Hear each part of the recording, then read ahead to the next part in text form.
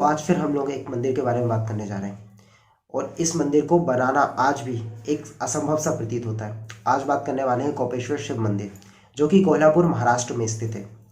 दोस्तों, इस मंदिर को बनाने के लिए हमें भारतीय वास्तुकला के ज्ञान के साथ हमें खगोल शास्त्र का और भारतीय गणित का, भारतीय वैदिक गणित का ज्ञान होना बहुत आवश्यक है।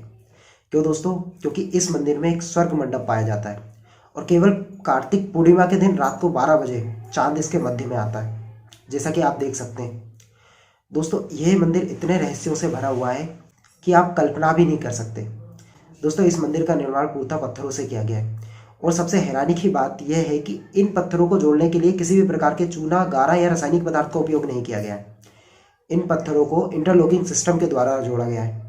जिस प्रकार से एक पजल को जोड़ने से एक चित्र या फिर एक आकृति का निर्माण होता है, उसी प्रकार से इंटरलॉकिंग सिस्टम के द्वारा इन पत्थरों को जोड़ा गया है, जिससे इस इमारत का निर्माण हुआ है या फिर इस मंदिर का निर्माण हुआ है। इसके अलावा दोस्तों, इसके मध्य में एक शिवलिंग भी पाया जाता है। दोस्तों, हैरानी की बात यह है कि 5, 6 और 7 मई के दिन सूर्य का प्रकाश लगभग 200 फीट की दूरी से इस शिवलिंग पे पड़ता है, जो कि वर्ष में केवल 3 दिन होता है। अब सोचिए दोस्तों, कितनी सटीक कैलकुलेशन करना पड़ी होगी इस मंदिर को बनाने के लिए। अब सोचिए कि इस मंदिर का निर्माण इस प्रकार से किया गया है कि केवल कार्तिक पूर्णिमा के दिन चांद स्वर्ग मंडप के मध्य में होता है और 5, 6 और 7 मई को सूर्य का प्रकाश शिवलिंग पर पड़ता है। इसके अलावा दोस्तों, यहाँ पे एक पौराणिक कथा भी मानी जाती है। ऐसा माना जाता है कि प्रजापति दक्ष, जो कि सती माता के पिता थे, उनके द्वारा यज्ञ कराया जा रहा था और उस यज्ञ में भगवान शंकर को और उनके परिवार को छोड़कर लगभग सारे देवी देवताओं को निमंत्रण दिया गया। जब इस बात का पता माता सती को चला तो उनके द्वारा अपने पिता के घर जाने के लिए भगवान शिव से आग्रह किया गया, परंतु भगवान शिव ने यह कह के मना कर दिया कि हमें निमंत्रण नहीं दिया गया और ऐसे में जाना उचित नहीं होगा। परंतु माता सती बहुत ज़्यादा व्याकुल हो गई अपने घर जाने के लिए। इसके बाद भगवान शंकर के द्वारा उनको जाने के लिए आज्ञा दे दी गई।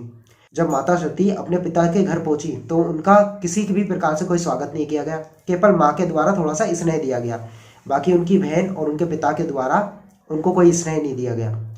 इसके बाद प्रजापति दक्ष के द्वारा भगवान शिव के बारे में अपशब्दों का उपयोग किया गया और उनका अपमान किया गया, जिसको माता सती द्वारा सहन नहीं कर पाने के कारण माता सती ने अपना आत्मदाह कर लिया, यानी अग्नि में समर्पित हो गई। जब इस बात का पता भगवान शिव को चला तो शिव भगवान बहुत ज़्यादा क्रोधित हो गए और गुस्से में उन्होंने प्रजापति दक्ष का गला काट दिया।